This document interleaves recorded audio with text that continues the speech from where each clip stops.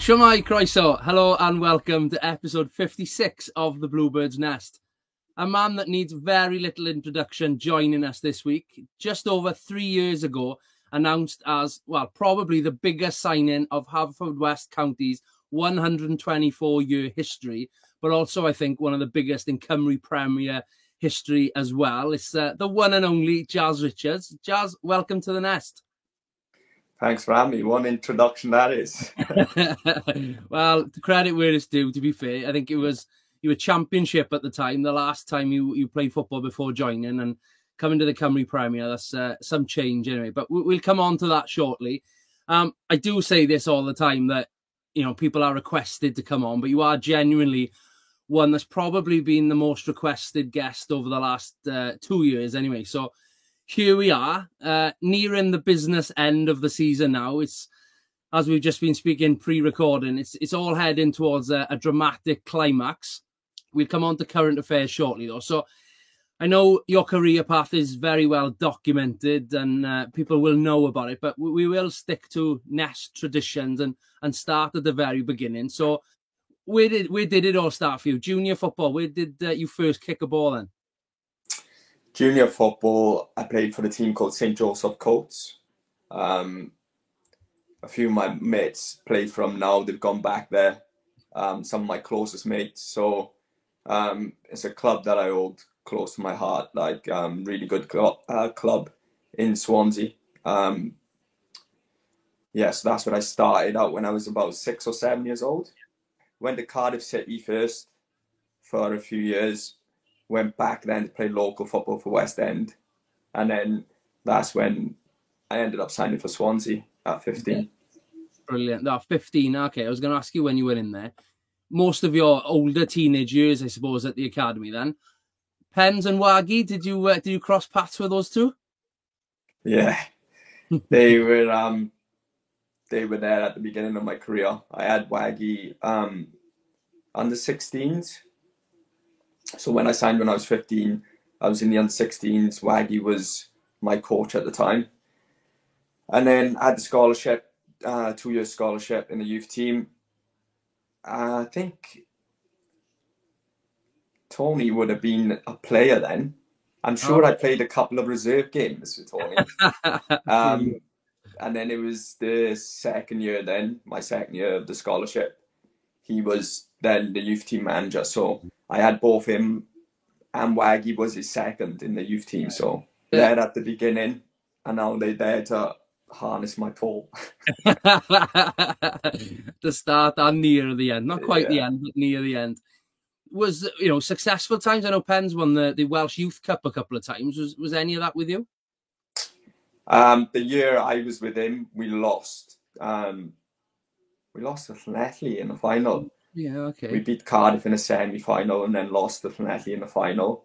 But yeah, always had really good youth teams from previous to Pens. And then up until he left, he always had good players, good teams. Yeah. So we had Jamie Grimes on a couple of weeks, who's obviously a previous teammate of yours. Spoke very highly of you, and he said you were almost, you know, the player from your year group who developed into a first team. You know, that transition between the age grades and the first team. You managed a fair few Premier League appearances as well as you broke into the first team. You know, it was on the crest of a wave with the club, with Swansea in the Premier League at the time. Talk us through that then. You know, hometown club, boyhood club almost, getting into the Premier League. What was that like?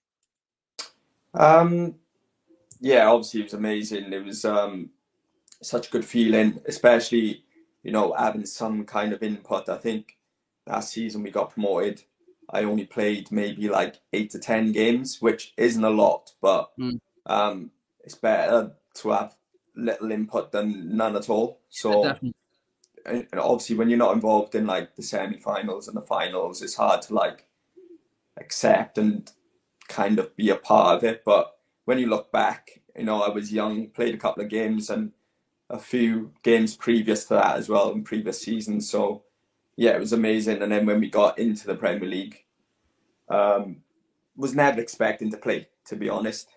But got given the opportunity and played a few games then in the Premier League. Yeah, you say a few games. You had a couple of good ties you ended up playing at, didn't you? Yeah, and it seemed to be every team we come up against, I was up against their best player. I come on against Villa at home, and I was up against Agbonlahor when he was firing. Amazing. And then it was like, I think it was maybe 6 games in a row that I might have played or around the same stage. And played against Blackburn and Junior Hoylett when he was on fire at Blackburn. Fulham, then you had Clint Dempsey and Dembele. Spurs played against Bale. Like, no rest. No, I can imagine. No rest. In preparation for this, I was looking online at some photos, and there's a cracking picture of you tackling your good friend Sir Gareth Bale. We'll come on to him again shortly. We'll talk national team, but a great experience that in the Premier League, I'm sure. Off the back of that season, then a couple of loans and a couple of transfers that followed, Huddersfield, Fulham, and like you said, Cardiff. On reflection of that period, at your peak of your club football, I suppose, on those years, where do you think you played your best football? I'd like to think that I'd shown my qualities in each of them clubs that I went to. I don't think I sustained my true potential throughout the whole period that I was there at each of them clubs, to be honest. But I think when I went to Palace, which was my first loan, that's when I felt like the shackles were off. Because when I was at Swansea, I was kind of playing within myself, and I don't know whether that was maybe because I was a local lad. Instructions from the manager, like, didn't want me to push too far up the pitch, wanted me to support from behind. But when I went to Palace, it was like, go and play. And I managed to get like a good few assists in the games I played and just enjoyed it. And we had a great team at Palace as well. So I'd say that's probably where I can look back and be like, that's probably where I played my best when I was like 21. Was that a playoff final appearance in that year? Did the club got promoted? Yeah, that's right. Yeah, that's right. Amazing. Like I said, that's some sort of journey across those big clubs that you're mentioning. Let's come on to the national team. I mean, we can't have you on and not speak about your time with the Welsh national team. You played across all the age grades, on the way up to the senior team. But in 2012, I think it was, you called up for the first time. How did you hear about it then? What were the emotions like? Well, my first call up was 2010. Oh, right. I think it was the period between Gary Speed and Chris Coleman. So they had to have someone to come in, which happened to be Brian Flynn, who was my 17s, 19s and 21s coach. Okay. I had a bit of an up and down journey with Brian Flynn throughout the years, but I think it was tough love with him. So when he did go into the first team for that short period of time, I think it was just like a little nudge where we played Switzerland away. I think we lost 4-1. I weren't part of the match day squad, but traveled, trained, was in and amongst it. But I found out about that. I think back then we used to get a letter through our doors, and then you'd have like the squad, and then you'd have a standby list. So yeah, when I seen that, obviously I was over the moon. It's something that when you play football, you dream of being involved. Being involved in a professional team, never mind like international level. So, that was a massive achievement of mine. Definitely, yeah. And like you say, in that transitional period, obviously with the passing of Gary Speed before Coleman, it must have been, going into that camp, it's your first camp. Emotions must have been quite high at that point, were they?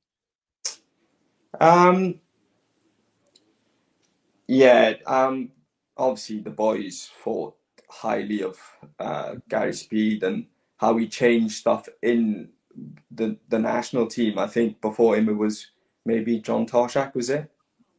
And things were kind of off the cuff. I think maybe things weren't done properly at the national team, and I think Gary Speed was the one I don't want to say too much on it because I wasn't there, but what I've heard is Yeah, like he brought structure, he brought change. Um, I was lucky to have a brief conversation with him just before his, well, not long before his passing, where he spoke highly of myself. So that was nice. And then obviously Chris Coleman come in and done what he done from there. incredible. It's, you know, crazy to think the timeline of Welsh national team's been through. But let's come on to your caps and 14 caps for Wales. I'm sure all great experiences, obviously, but one performance in particular probably stands out to the Welsh national team supporters. A crucial 3 points at home, a 1-0, I think it was, Gareth Bale against Belgium at the Cardiff City Stadium.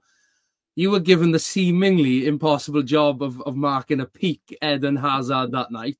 I think, you know, he was right up there with the best in the world at the time. I think he was off the back of a Premier League's Best Player award the season before. And, you know, I remember I was there that night. I remember it well. I actually think you sorted out tickets for me, and I didn't know you back then. But Dale Griffiths I was with, Gonzo. Yeah, probably would have then, because I'm best mates with his brother Darren. Yeah, well, at that time, the pair of them were at Haverfordwest, and we just went on the whole campaign trail. And I actually think the Slovakia game in Bordeaux, you sorted out tickets for me as well. I've never told you this, so thank you for that. I'll never forget that. But yeah, we were in the crowd, and when your name was announced in the starting 11, the guys were knew you well. They were buzzing for you, but obviously realised, my God, he's going to be facing Hazard for 90 minutes. But, you know, you're in the changing room. Or when did you find out you were starting that night then? That campaign was a bit of a crazy one for me because the start of the campaign, I weren't involved at all. So, you know, when I said about the squad goes out and then you've got a standby list. Yeah. So I was on standby for the first four games of that campaign. And then I had a call for one of the home games. I can't remember what game it was, but I was signing for Huddersfield on loan that day.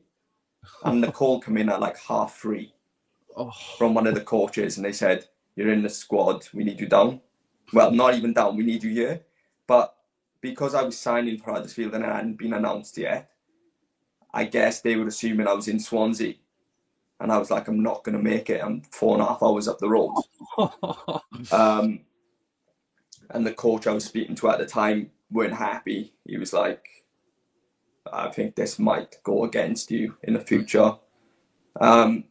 So there was a bit of confusion there because I think they maybe thought that I was pieing it off when obviously I wasn't. There was just, if I was to drive down there, I would have got there at half time. You know, I'm not in the squad at that point. So yeah, that campaign weren't really involved, and then I got called into the camp for that Belgium game off the standby list, so I weren't even in the initial squad. And it wasn't until the day before I found out I was playing, and that was only because Paul Dummett got injured in training. Wow. So I was told the day before. But in my mind, it was kind of like probably one of the first times really since I was a boy where I thought, just go and do what you can do. Like, you're playing against one of the best players in the world. No one's really expecting a lot. Yeah. You know, just go and try and enjoy it. And obviously I had a little bit of nerves going into the game. And then after like 10 minutes, I settled in. I was fine. And then I think after the point where Bale scored, just had a feeling we were going to win that game. And it's not often I can say I played a game and thought we're winning this, because anything can happen. But I think the fans, the noise, like the way the boys were performing, it was just kind of like, yeah, we're winning this game. Amazing. Yeah, it was an electric atmosphere. I remember that's up there with one of the very best that I've been at.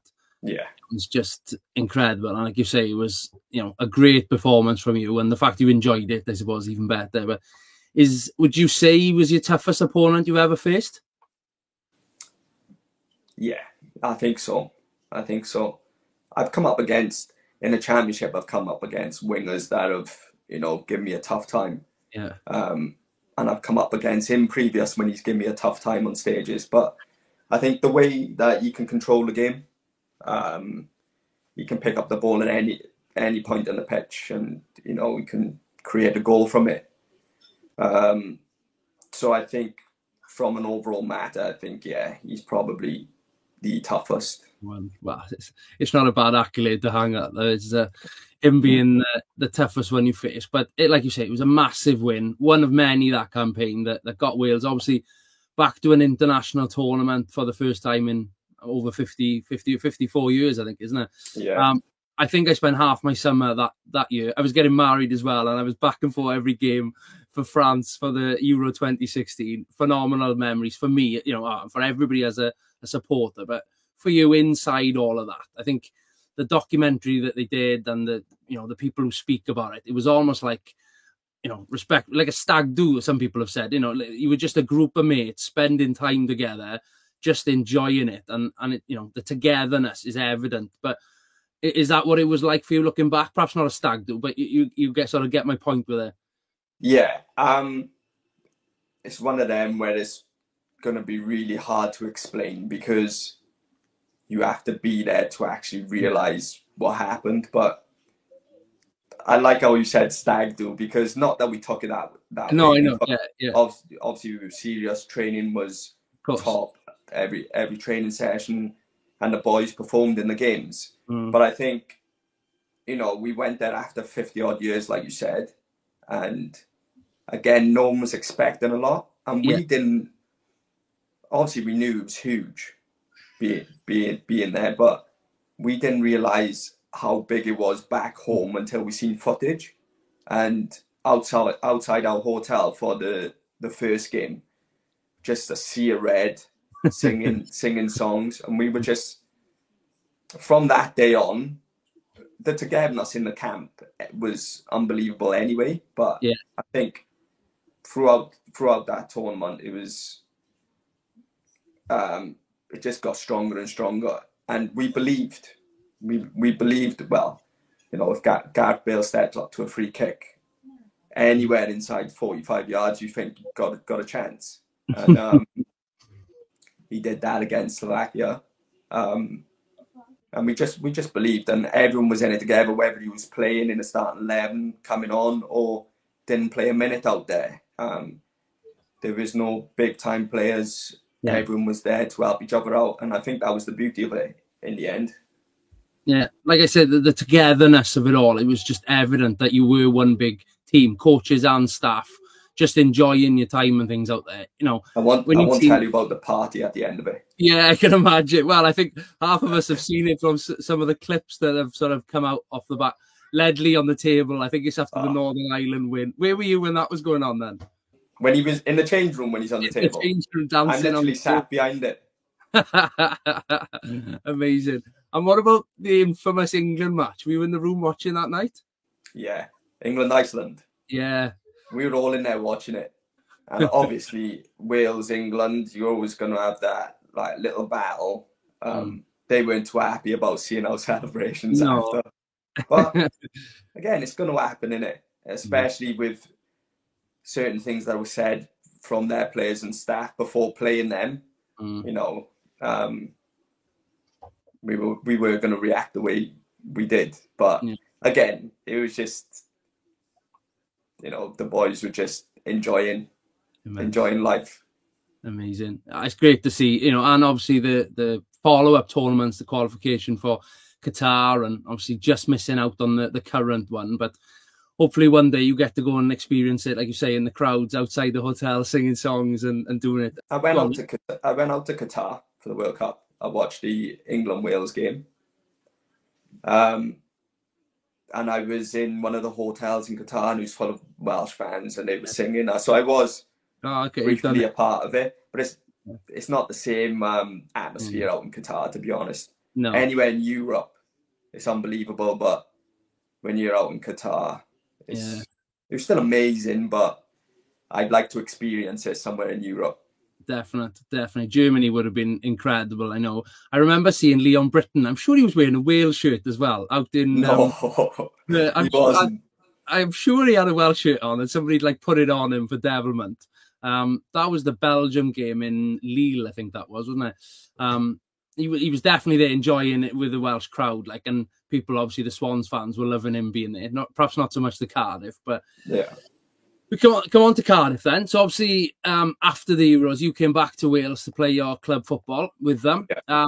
Almost 50 appearances in a time where I think you seem to be quite unlucky with a couple of injuries and niggles across that period. But yeah, in preparation for this, I obviously looked into your timeline, and it seems to be a lot of journalism at that time that must have been frustrating for you, sort of highlighting. I think there was one about the Ayatollah. They made a big thing, and then Cardiff had to put evidence out to show, well, no, you had done it, and just unnecessary stuff that must have been, like I said, frustrating for you. But how did you find, the reception as a Swansea born but playing for Cardiff? It was exactly what you just mentioned. I was accepted straight away. They wanted me to do the Ayatollah, and my first game was against Birmingham away, and I didn't do it for the whole 90 minutes. So I was getting booed, like calling me you Jack, whatever. And the players on the pitch, my teammates were like showing me what to do, and I was like, yeah, I know what to do, but just in that place at the minute where I don't know whether to do it or not. Of course. But then it was the cup game after. I spoke to the manager. He said, look, it's up to you whether you want to do it or not, but you're here for 3 years. So. Yeah. But it's a gesture, innit? Like, I done it. And, the Cardiff fans were always brilliant to me. And I think that's mainly because of the Wales setup as well and playing out with their stadium. So I think the majority of them would have been happy with me. You always have one or two, don't you? Again, like I say, the reports about it, there's that was sort of the headlines, but overall, you have got a good relationship with Cardiff, and I think it was evident in the summer. There was a lot of their staff who were at the ground and things were coming up to you. You were really good reception about that. Off the back of the 3 years, then you opted not to sign a new deal with them. I know you had offers from Football League clubs, and you were sort of weighing it up at the time, but to be fair to you, you spoke really openly and honestly about where you were with your football at the time. You were almost, falling out of love with it, it seemed. Yeah. Looking back at that time now, do you think it was the right call at, you were 29 at the time to head to the Cymru Premier? Most certainly at the time, I made the right decision. Sometimes now I may look back and think, not that I would have made a different decision, but like you said, I had opportunities there to go elsewhere, but would I have been going to them places, signed like a 1 or 2 year deal and not been happy for that 1 or 2 years because of where I was at mentally with football? So it was just like a lot of things going on, and I just didn't want to be part of football in the UK. I was like, if I'm going to play football, it's going to have to be outside of the UK. And I think that was a lot to do with like the politics side of things, and like you said, stuff said in the media, like things misprinted, and I just didn't want to be a part of it. I was like, this is not the reason I play football. So I just decided to call it. At the time, it was like, I'm done with football completely. I still trained because I was like, never know, but I was done with football completely at that point. We obviously believe it was the best decision you've ever made, obviously, with you coming down to Pembrokeshire. Since then, you've gone on to play, the Europe I mentioned last summer, some of the biggest games in the club's history. But before we talk about them, there is one game in your Cymru Premier journey that I think stands out. It's your birthday this week, so happy birthday for Friday. But that also means it's the 2-year anniversary for your hat-trick up the Rock, Kevin Druids. It's a 6-1 win on the day, but I remember, you'd not scored a senior goal at all in any of your games. Loads of assists, you played your part in a lot of goals, but never actually scoring yourself. To not only get 1, but to get 3 on the day, you must have been buzzing that weekend for your birthday as well. Well, I've had a bit of stick for it more than anything. Like, Why? Well, how are you scoring hat tricks? How are you even scoring? And I just play along with it. I'm like, well, just give me the ball in the box and you'll see. so my argument is I probably had 5 shots in the whole time I've been at Harewood West, and I've scored 4 goals. So 3 of them being in one game. So no, it come as a surprise to me as well, to be honest. I remember you scored 2 and we got awarded a penalty, didn't we? And somebody else wanted to take it and you were like, nah, no way. Nah, give it to me. Good job you buried it. But no, to be fair, that's some way to open your account. Last season then, unfortunately missed the playoffs through a bit of a niggly injury at the end of the league season. But I remember seeing how much it meant to you in the stands, those playoff games in particular. You and Kyle Patton were at the Met game, jumping up and down at the end of the shootout. I remember looking behind me and seeing you almost jumping as high as I was. You had a great preparation for Europe, though. You know, you recovered and got into it. What was it like facing your former teammates at Swansea that day then? It was nice to go back. I think we went back there the previous pre-season as well. But obviously this time it was different because it was in preparation for our European game. But yeah, seeing Joey Allen again after all them years, it was great seeing back at the club, seeing some of the staff that were there when I was there, and seeing some of the younger boys who were now in the first team who were a bit younger when I was there. But it's always nice to go back and see how everyone's doing. And I think the boys give a good account of themselves as well. On the day. So yeah, I think Pirro scored the opening goal after about 40 odd minutes, I think it was. It was great. It was a header from the edge of the box.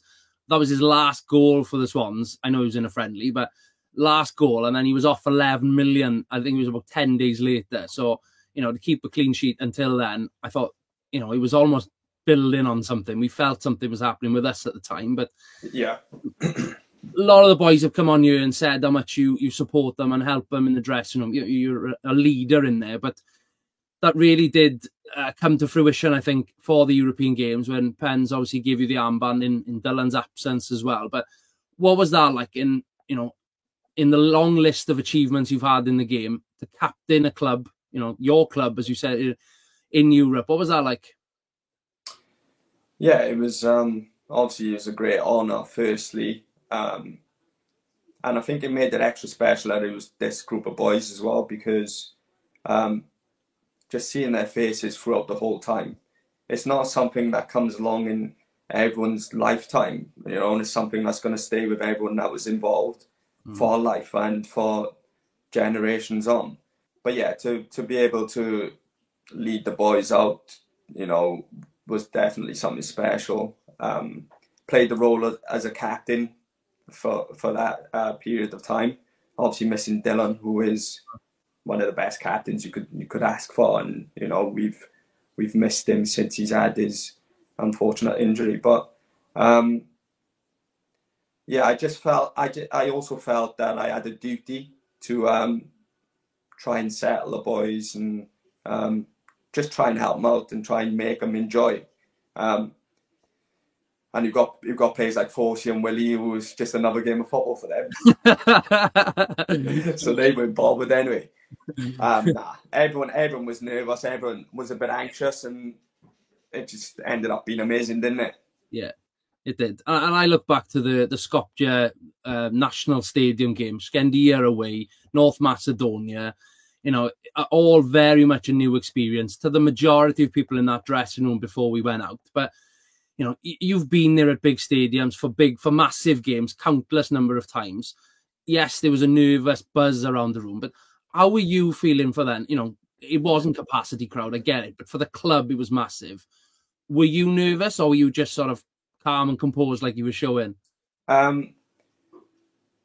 It gave me the feeling of when ever I've gone to play for Wales in European countries, when we've gone to play Serbia and it's been 30 degrees humid, 8 o'clock kickoff or 7:45 kickoff. And whenever I've played for the national team, I've never been nervous. I've always been excited, and I kind of had that feeling for them games. And again, what made it extra special was the group of boys I was with, you know, and we're playing against a team who I think they were tipping themselves as one of the favourites to go into the groups. Yeah. And they were a really, really good team. A couple of international players as well, maybe, was it? Several there, yeah, crossing multiple nations. Yeah, so the feeling was quite similar to what I've been in before in terms of like being in a warm country, playing in the evening, little bit of a hostile crowd. But to do it with the group of boys, our group of boys made it that extra special. Yeah. Your leadership, well, back at the Cardiff, the second leg back in Cardiff City Stadium. I wasn't going to say it, but I think you've teed it up perfectly for me. Your leadership almost came to your downfall, if you remember. You're in the lineup on the pitch. You're just about to shake hands, and you're screaming at me, "Right." I think you've spent the last few minutes in the dressing room looking after everybody else. You left your shin pads and your kit bag. Do you remember? I remember then turning to run back to the huddle, and I can't remember which one of the boys it was said, "That's a fine." Yeah. I was like, yeah, sound, but now's not the time. No. I think I turned around because I had the camera on the touchline. I'm filming, this once in a lifetime experience, I thought at that point. Touchline at the City Stadium, all the guys are lining up, handshakes, and I've got you screaming in the corner of my eye, "Get my shin pads!" And I think credit to be fair, I think it was John Chesters. He ran back to the dressing room and you put them on. And to be fair, you made the toss of the coin as well in time. And I don't think many people were aware of it, but yeah, I remember that fondly. Good times, and I hope you paid your fine as well. I was just about to say, Stan paid my fine for that. A captain's performance that night, I think everybody saw it, and Scorio commentators, identified you as leading the boys across a grueling 120 minutes. How we got through that, I don't know. It was bodies and limbs everywhere by the end, wasn't it? But you got to the shootout, never in doubt you were going to bury your penalty yourself. What is obviously spoken about a lot is the way you acted during the shootout. The boys who did miss, you walked like 30 yards towards them, put your arm around them and walked them back. That was a really nice touch. The whole experience it's almost a bit of a blur, I think. Where does it rank for you? Your footballing achievements. It's got to be up there, surely. Oh yeah, 100%. I think when you look at achievements and challenges, you've got to look at what the challenge is.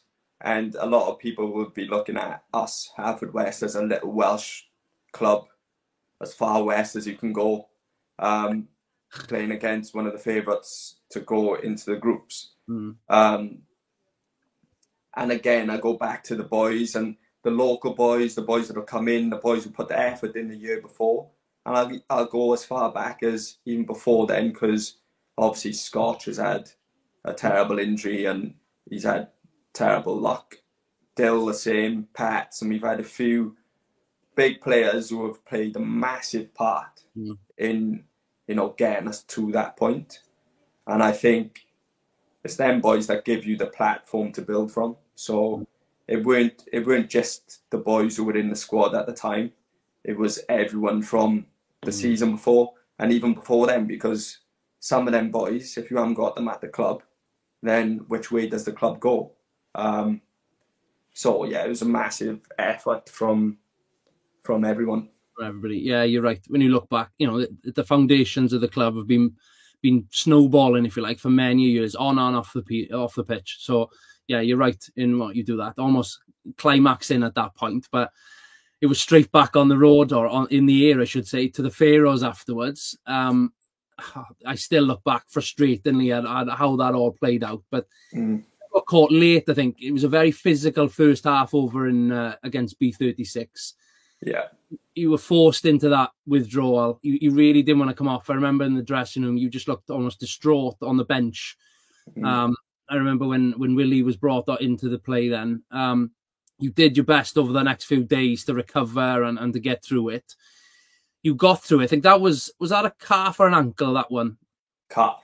That was a calf. And then, of course, the giant centre forward lands on you in the home fixture that, 20 minutes in, and it's... Mate, to be honest with you, sorry, my calf, so it was touch and go whether I was going to be ready to play. And to be honest, I'd done a bit of training the day before and it was fine. But obviously match intensity is a bit different then. So when you're, especially against a team like B36, they were really good again. And they were probably a bit more physical in terms of strength, speed, agility. So you can imagine chopping and changing quite constantly. And my calf was giving up on me. And I was limping before that guy fell on me. But I think it was only a matter of time before I come off with my calf. But him falling on my ankle then was just like, I can't move. But I was absolutely gutted because obviously I wanted to be a part of it and help the boys, but each to a man on the pitch before that point and after were unbelievable still. So, you know, there's not much more you could have asked for. Again, remember you coming off, you walked in front across the technical area and Pens just puts his arms around you and you just distraught with it because you really wanted to still be out there with the boys, giving it your everything. And the rest is history, I suppose. That kept you out for a large part of the first half of the season then, didn't it, with the calf. And upon your return, we learned of your other issue that you had developing with your eyesight, the specialist eyewear that you debuted up at Carnarvon and your long-awaited return to action. Tell us then, so you've opened up across your social media recently, showing the difficulty you're having with your eyes. Where did it start and sort of what is it exactly that you're dealing with then?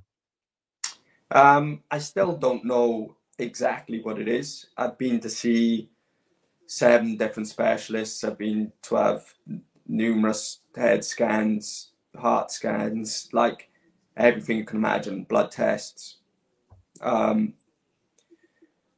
We're not too sure what it is, but I think it's from repeated head trauma. So the reason they believe that is because my symptoms all lead to trauma of one of the nerves that lead to I think it might be the optic nerve that leads to the muscle in your eye. And that's just not sending the right signals and I'm just not got strength. So that's where you see my eyeball rolling up. Yeah. It's been frustrating because I think it's at first, I think I can remember, if it is head trauma, I can remember the first time it happened. And it was Cardiff Met away the season before last, maybe, or was it the beginning of last season? And they whipped the ball in front post and I was in near post hole. And I've headed it and I went down for about 2 minutes, got up, and for about 15 minutes after that, I just weren't with it. And I was like blurred and double vision. But after that point, it weren't consistent. It was just every time I was heading the ball. So every game I played after that point, it was like I'd head the ball and I'd go down with like dizziness, whether it might be 30 seconds to 2 minutes. I was getting it every time. So the head trauma does make sense. But it was the Penabont game beginning of last year. Yeah, I remember it. It was only 10, 15 minutes in, wasn't it? I remember saying to Waggy before the game, I said, I don't feel right. I said, my eyes are a bit all over the place. And 10 minutes in, I just was like, could not function. Yeah. And since that night, they've never been the same. They've been the same as they were that day since. Okay. So. Okay, and the eyewear then, they're supporting, your vision then, are they? They prescribed eyewear for it, are they? Yeah, they call prism lenses. So, I don't know how it works, but it bends the light into the retina, which corrects your vision. Yeah, but they don't do them in contact, so that's why I've had to run around in goggles. At age of 32, running around in goggles. But well, to be fair, you're a fashion setter. Edgar Davids, and he famously wore them once upon a time. But no, again, I appreciate your honesty on that, and the fact you've spoken to specialists, and hopefully again it's sorted. A long-term resolution is sorted in the near future for you. I love some of your teammates might be questioning your eyesight for my next question now, because it's one that I've really been looking forward to asking you on this one. I've debated with myself, opening it up to find out who you've enjoyed playing with on the national stage. Probably, I'm sure Gareth Bale will be the answer from all of these questions, but we will stick to our traditions of the players you've played with now, and over the last 3 years, the 6 categories to pick.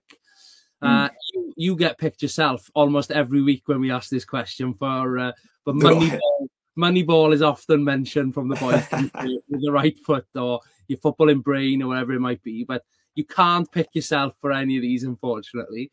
But we'll start off like we do with the right foot. Who's had the best right foot you've played with at the club? I know a few people have said William Lee, and I can see the reasons for that. Because, like, I think someone said he's got a hammer foot on the free kick, like, which he has. Like, he can wobble a free kick. The way he puts balls in the box with so much venom. So I can see why they've said him.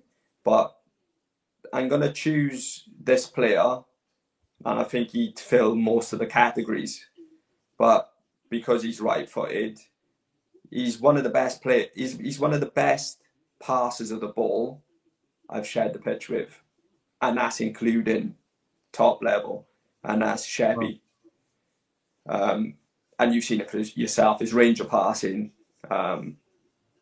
it could be 50 yards away and say, "Put it on my shoulder," and he'll put it on your shoulder. But yeah, that's the reason why, along with a lot of other things he's got. But I think it's clear how much quality he's got in that right foot with his passing. Yeah, can't disagree with that. I'm sure he'd be chuffed for that one. Obviously, his wand of a right foot got us the winning goal last weekend as well. We'll say no more on that one. But okay, it's a good start. Sheppy to start then. Left foot? What have we got the choice of? 2, is it? Pretty much. I think he scored so many goals this year. Everyone's gone for Abu, but yeah, Oscar, to be fair, he's another one with a great left foot too. Yeah, I think Abu, because of he continuously shows his quality of crosses in the box. He's scored a couple of free kicks, a couple of goals, but Oscar, when you see Oscar going forward, I think he's playing a bit further back than what he would really like to be. But when he does get forward, you see the quality of the balls he puts in the box. But I think for that, you have to give it to Abs, because the goals he scored and, like I say, the continuous balls he keeps putting in the box that we haven't been making the most of. But yeah. Notable mention for Oscar. But yeah, you're right. Great. We're lucky to have both of them, I suppose. Yeah. Technical ability. This is tough. They're all tough, to be fair.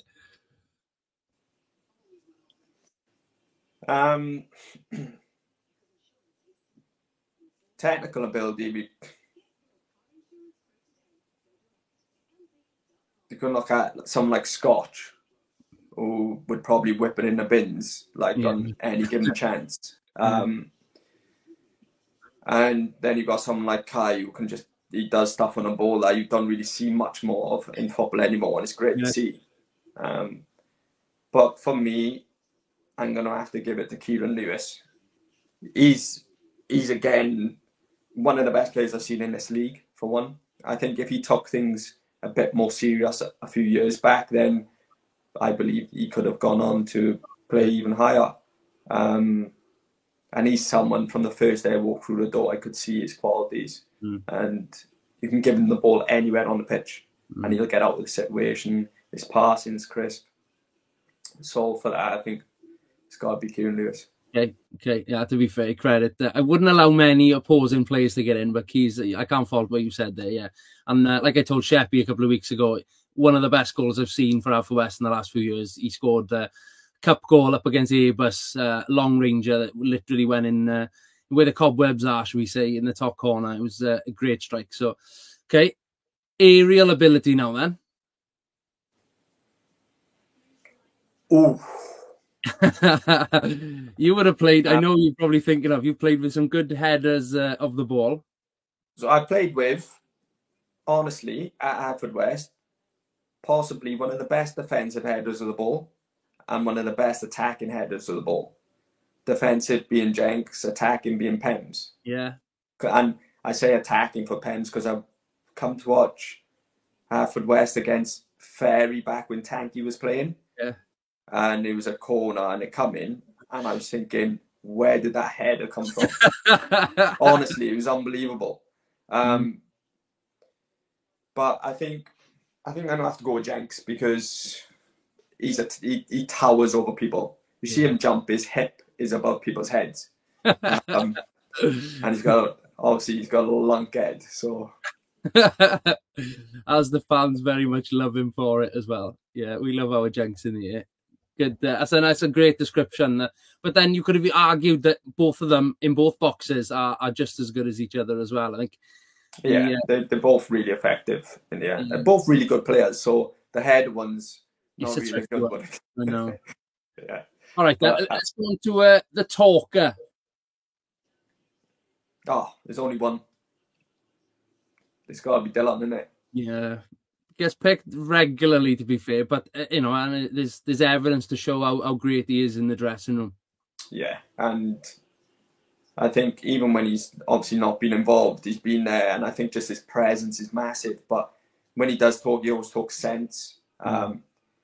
We haven't got a lot of vocal players in our dressing room, and I don't know for what reasons they may be. But Dylan always seems to be the one that I've got answers, says the right stuff, tries to get the best out of the players.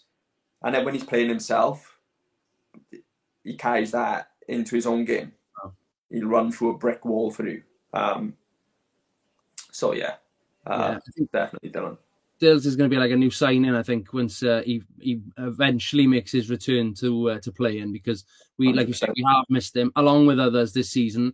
But I think he seems to be really up in his rehab now. He was out before Friday night's game against Barry on the pitch beforehand, doing some work with Tristan. So, yeah, like to think that his return is imminent in the next few weeks and months, perhaps. Okay, finally then, the sixth category is the footballing brain. Harry John. I wondered whether he'd make his six. Tell us about Harry. He's just singing off a different hymn sheet to everyone else. Brilliant. He's honestly, he's the closest thing I've seen to Joey Allen when Joey was younger. The way he can take players out of the game with his first touch going past them, he can pick the ball up in the hole, he can go and receive it. But above all that, you see all the physical elements you see is mentality, like what goes on. I'd love to see what goes on in his head, because some of the stuff he does in training to get out of situations, and it's not just taking the touch away from someone, it's taking the touch and putting it 2 yards in front because he's setting up for what he already wants to do 5 steps ahead. But he's an unbelievable young talent, and I can't wait to see what he does with his career. Love it. That's great. And I think he's almost at the 50 appearances mark now. And he literally turned 18 last week. Happy birthday for that, Hitch. But yeah, almost at 50 appearances at 18, just turning 18. That's some going. So that's incredible, yeah. Yeah, he's got a bright future ahead, and we look forward to seeing it unfold with us. Superb. That's an excellent looking dream Bluebird player you've built there, Jazz. But it brings us up to current times. We've got our last home game of the season this weekend. Colwyn Bay, the visitors, for a 12:45 kickoff. It's been really great to see over 500 consistently at the Meadow the last few weeks. And that in particular last Friday, those horrendous conditions that we played in. So fingers crossed for better weather and the same amount of people coming to join us. I know Pure West Radio have had a giveaway of tickets as well this week. So hopefully some new faces joining us too. Colwyn Bay travelled down well in phase 1. I think there was a good almost 100 of them who came down. So looking forward to welcoming the Seagulls back to Pembrokeshire as well. 2 games away then from the end of the league season. very much in our hands. 2 wins would secure us that 7th spot and a place back in the playoffs. But as we know, Penabont can still derail us, and if they win their remaining games, potentially pipping us at the final hurdle as we play them on the last game, Sunday the 21st. How do you see it all unfolding, Jazz? 2 very difficult games.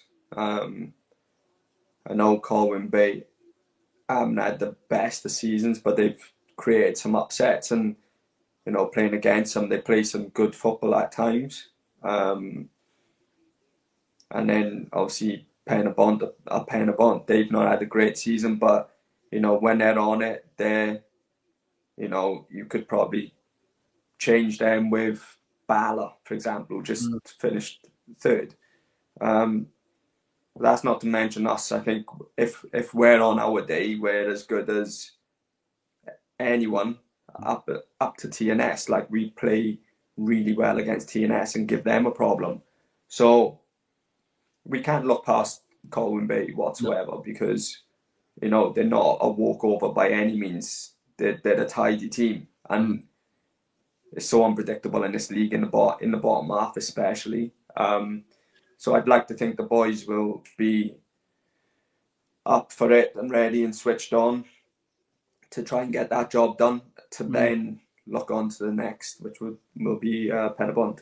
Yeah, 2 big games, you're right. And Colwyn Bay, off the back of their own victory last weekend against Pontypridd, they're not out of the equation yet, and they've been a good addition to the league. So they're going to be looking for another 3 points to be fighting until the very death themselves. So yeah, it's all set to be an exciting one. I said straight after Christmas, strap yourselves in. It's going to be a bumpy ride. I'm pretty sure there's going to be another twist in the tail yet. But yourself, then, you've not been in the squad for the last few fixtures, but whenever you do make your return, I'm sure we'll all be pleased to see your name back on the team sheet, whether that is this weekend or the following weekend or in the future. Who knows? We'll keep people waiting in the wings on that one. But look forward to seeing that. It's been great to chat with you, Jazz. It's been a long time coming. One hell of a career, to be fair. That isn't quite over yet. You're keeping going. At least a couple of years, I reckon, left. Aye, the fitness is still there. Sort these eyes out. I've got another 8 years. Yes, love it. No, appreciate it. Thank you for joining me, mate. And thank you for having me on. It's been good. And I'll see you at the Bridge Meadow on Saturday. Cheers, Rufio boy.